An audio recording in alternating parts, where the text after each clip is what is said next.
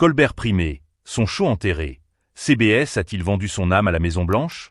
J'aime l'Amérique plus que tout autre pays au monde, et c'est précisément pour cette raison que j'insiste sur le droit de la critiquer perpétuellement. James Baldwin.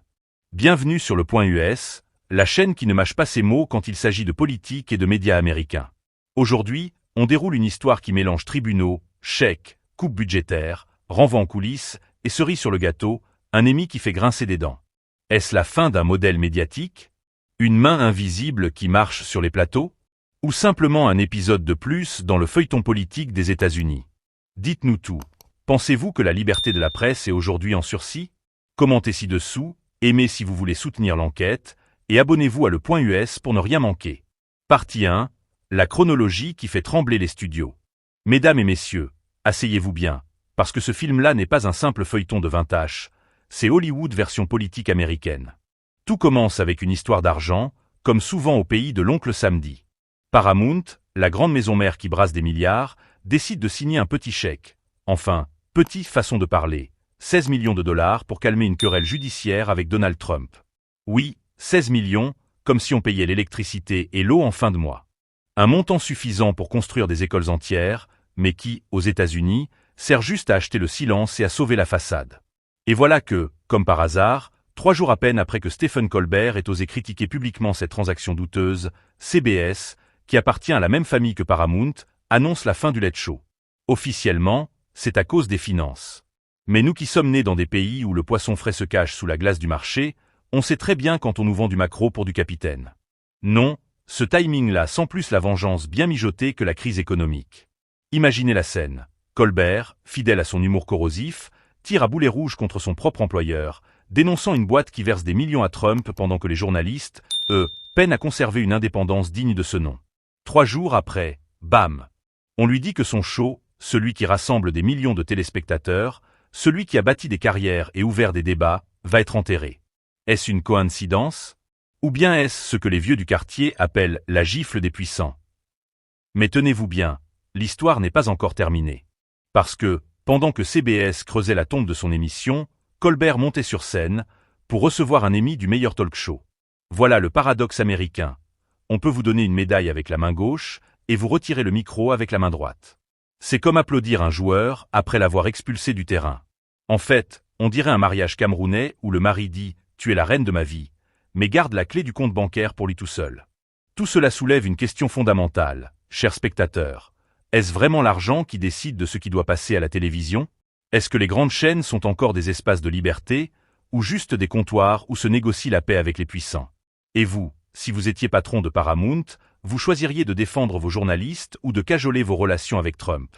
Répondez-nous dans les commentaires, parce qu'ici à Le Point US, on veut votre avis sans filtre. Et n'oubliez pas, abonnez-vous tout de suite à Le Point US, sinon vous risquez de vous réveiller un matin avec vos infos remplacées par des sketchs sponsorisés par Wall Street. Nous, on dit la vérité crue, même si elle pique les yeux.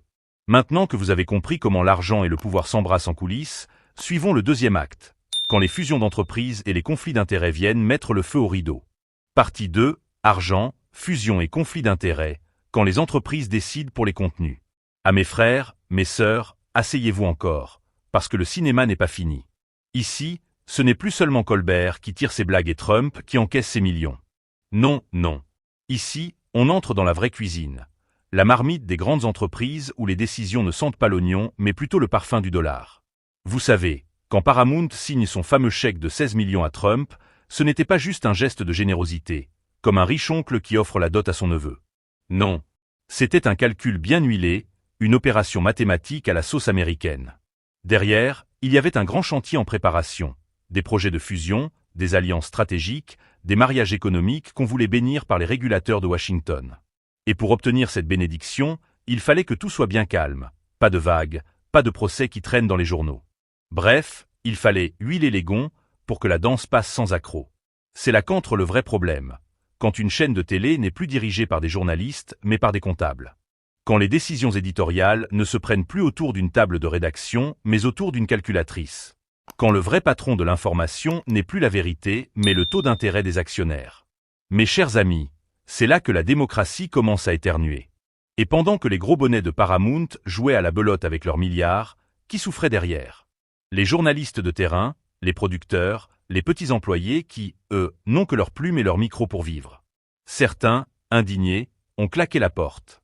D'autres, découragés, ont préféré avaler leur chapeau. Mais tous savent que leur indépendance se fait piétiner par des intérêts trop grands pour être discutés. C'est comme quand au quartier, un grand ministre vient garer son 4x4 au milieu de la ruelle. Toi avec ta moto, tu dois seulement contourner.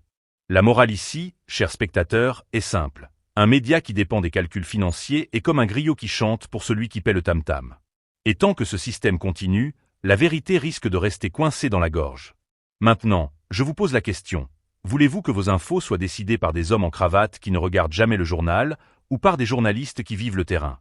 Donnez-nous vos réponses dans les commentaires, parce que vos voix valent plus que leur chèque.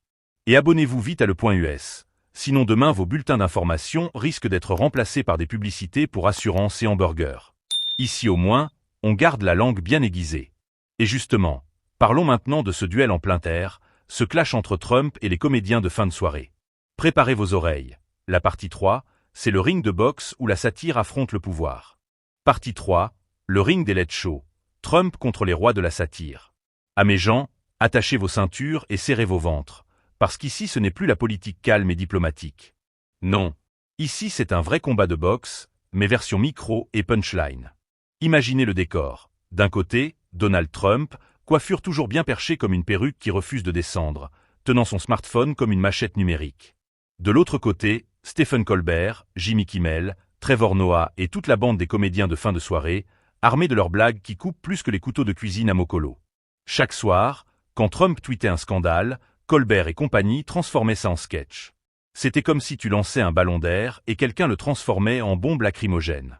Trump lançait une phrase maladroite, Colbert lui renvoyait un monologue de 10 minutes qui faisait trembler les salons de CBS. On aurait dit une guerre asymétrique. Trump avait la Maison-Blanche, les comédiens avaient le rire du peuple. Et croyez-moi, parfois le rire fait plus mal que les coups de matraque. Mais attendez seulement, Trump ce n'est pas un gars qui se laisse gifler sans répondre. Dès qu'une blague piquait trop fort, il dégainait son arme favorite, Twitter. Là-bas, il insultait, il accusait, il criait au complot médiatique. En gros, c'était le classique « Vous êtes tous contre moi ». Version 280 caractères. Résultat, la guerre entre la satire et le pouvoir se jouait devant le monde entier, en direct, sans arbitre. Et ce qui rendait le spectacle encore plus épicé, c'est que ces comédiens n'étaient pas seulement des amuseurs publics. Non, ils étaient devenus la voix officieuse de l'opposition. Quand les politiciens se taisaient par peur de perdre leur financement, c'étaient les humoristes qui montaient au créneau. Imaginez un pays où le rôle de l'opposant revient au gars qui fait des blagues à 23 heures. Ça montre que la démocratie est malade, hein. Mais ce combat n'était pas gratuit. Chaque blague coûtait cher. Derrière les rires, il y avait les pressions des annonceurs, les appels nocturnes des conseillers politiques et les menaces voilées de couper les micros. Pourtant, Colbert et sa bande tenaient bon, parce qu'ils savaient une chose. Tant que les gens rient, le pouvoir ne peut jamais dormir tranquille. Alors, mes frères, si vous aimez les clashs où les mots valent plus que les balles, abonnez-vous à Le Point US. Ici, on ne craint pas les tweets assassins, on transforme ça en barbecue de vérité. Cliquez seulement. Sinon vous risquez de rester coincé avec les versions officielles servies par les ministres de la propagande. Et maintenant, ouvrez bien vos oreilles, parce que la partie suivante nous amène dans la cuisine sombre de CBS et Paramount. Là où les grandes décisions se prennent, là où la censure s'habille en cravate. Partie 4. CBS, Paramount et l'art de museler la satire. Mes frères, mes sœurs, asseyez-vous bien. Parce que ce qu'on appelle ici gestion médiatique, c'est en réalité une opération de chirurgie sans anesthésie. Coupez la langue à celui qui ose trop parler. Oui, CBS et Paramount, au lieu d'applaudir Colbert pour ses émis, ont préféré l'emballer dans un sac et le mettre dans un coin. C'est comme si un parent punissait son enfant, parce qu'il a eu le premier de la classe. Ironie suprême. Vous voyez, ces grandes maisons-là n'ont plus l'air de télévision, non. Elles ressemblent plus à des préfectures où chaque décision est télécommandée depuis le haut. La satire, normalement, c'est le piment qui réveille la soupe démocratique. Mais eux, ils ont choisi d'enlever le piment, de ne laisser que le bouillon fade, parce que ça dérange le grand invité. Résultat, les téléspectateurs avalent des programmes tièdes, pendant que les actionnaires comptent leurs dividendes au champagne. Et le plus grave, c'est la manière sournoise. On ne vient pas dire clairement « Colbert, tais-toi ». Non, non. On parle de réorganisation, de repositionnement stratégique, de pause créative. Bref, Des mots bien parfumés qui cachent une vérité sale, la censure déguisée. Ça, c'est l'art américain de museler quelqu'un tout en souriant devant les caméras. Mais attention, hein. Quand on ferme un micro, ça n'éteint pas la voix. Colbert n'est pas seulement un homme, c'est un symbole. Et chaque fois qu'on l'empêche de parler, c'est tout un public qui comprend que l'humour, en réalité, fait plus peur que les discours politiques. Si un comédien peut troubler le sommeil d'un président, imaginez un peu la puissance de la parole libre. Alors je vous le dis, chers spectateurs, si vous laissez CBS décider de ce que vous devez entendre, demain ce sera Paramount qui viendra choisir ce que vous devez penser. Et après-demain, ce sera peut-être même le président lui-même qui signera le script des émissions de divertissement. Non, il faut refuser ça. Et comment? En gardant des espaces libres comme le point US, où la satire reste aiguisée, où la vérité se dit sans sucre ajouté. Abonnez-vous seulement, sinon demain vous allez consommer des infos pasteurisées, emballées sous plastique, sans goût ni piquant. Et maintenant, mes chers, ouvrons le rideau pour la conclusion. Parce qu'après tant de millions, de censure et de clash, il reste une question simple. Qui a vraiment gagné entre Trump, Colbert et l'Amérique entière? Partie 5. Conclusion. Qui a vraiment gagné dans ce théâtre? Mes frères, mes sœurs, après tout ce cinéma grandeur nature, il faut qu'on s'arrête, qu'on prenne un petit banc pour réfléchir. Parce que là, ce n'est plus seulement une histoire de Colbert qui perd son émission ou de Trump qui ramasse ses 16 millions. Non. Ce qui s'est joué sous nos yeux, c'est une pièce de théâtre où chacun a joué son rôle, mais où le vrai spectateur, c'est vous, moi, nous tous. Regardez bien. Trump, avec ses cheveux en antenne satellite, il est sorti gagnant financièrement. Un chèque de 16 millions, ça ne se trouve pas au marché Sandaga ni à Mokolo. Mais en même temps, son image a été traînée dans les blagues tous les soirs. Donc il a gagné l'argent, mais il a perdu un peu de son prestige. C'est comme un boxeur qui reçoit la ceinture, mais rentre chez lui avec les yeux gonflés. Colbert, lui, a décroché un Emmy, la reconnaissance suprême dans son métier. Mais aussitôt, boum, CBS et Paramount l'ont mis à genoux. Il a gagné la bataille du talent, mais perdu la guerre de l'indépendance. C'est comme un élève qui a 20/20 en maths, mais dont le cahier est confisqué par le surveillant. Quelle victoire amère! Et l'Amérique dans tout ça? Eh bien, l'Amérique a regardé son système médiatique déshabiller sa démocratie. Parce qu'un pays où les humoristes sont muselés, c'est un pays qui a peur du miroir. Et sans miroir, comment va-t-on voir nos propres rides? Voilà la vraie défaite. Mais, mes chers, tout n'est pas perdu. Car à chaque fois qu'un Colbert se fait faire taire, il y a toujours un autre micro quelque part qui s'allume. La satire, c'est comme le poivre de Panja. Même si on essaie de le diluer dans 1000 litres d'eau, il finit toujours par piquer la langue. Tant que le peuple rit, tant que les voix indépendantes existent, aucun chèque de 16 millions ne pourra acheter la vérité. Alors voilà la morale. Trump a gagné l'argent, Colbert a gagné le talent, CBS a gagné la peur, mais la vraie victoire appartient à ceux qui continuent d'écouter, de réfléchir et de s'abonner aux espaces libres comme le point US. Parce qu'ici, mes frères, on ne vend pas notre langue au marché. Ici, la satire reste debout, même si on essaie de l'éteindre avec des billets de banque. Donc, faites comme un Camerounais à qui on dit dernière bière.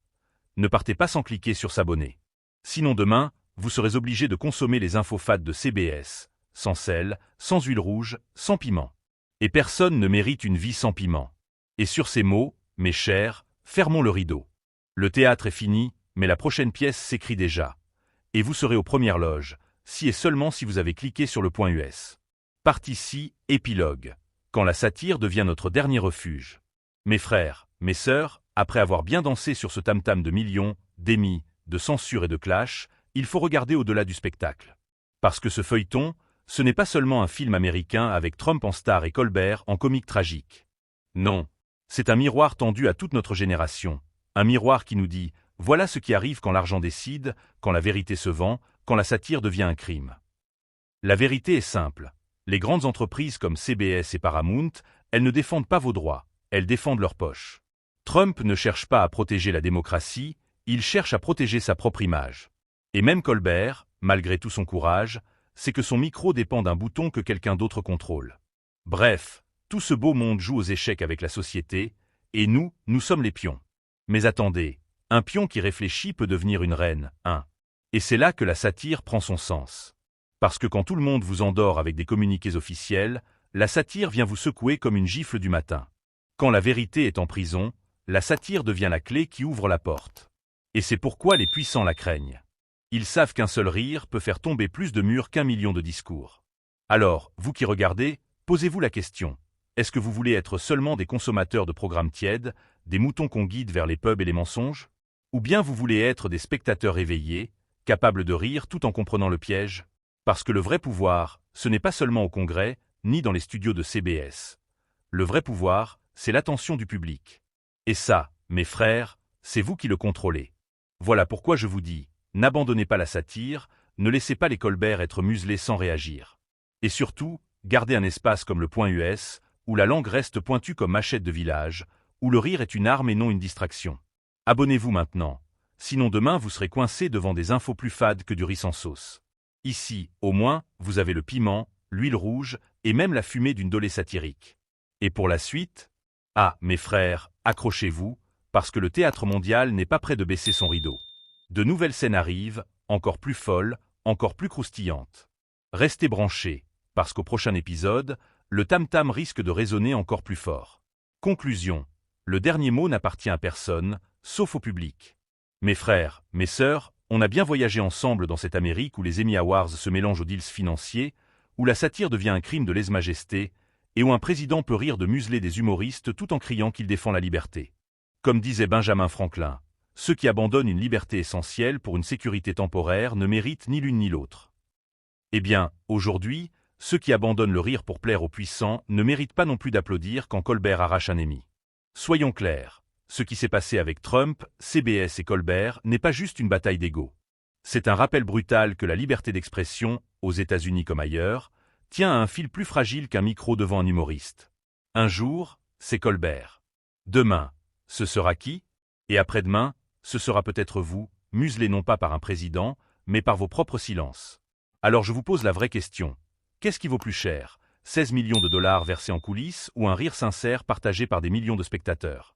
Est-ce que l'Amérique de demain sera une scène où les humoristes osent tout, ou un cimetière d'émissions bâillonnées par la peur? C'est là que vous, oui vous qui regardez, entrez dans l'histoire. Parce que le rire, la critique, l'ironie, ça ne vit pas dans les bureaux de CBS ni dans les tweets rageurs de Trump. Ça vit dans vos oreilles, dans vos discussions, dans vos partages. Ici, au point US, on vous le dit sans fioriture. C'est vous qui donnez le dernier mot. Alors, abonnez-vous, commentez, débattez.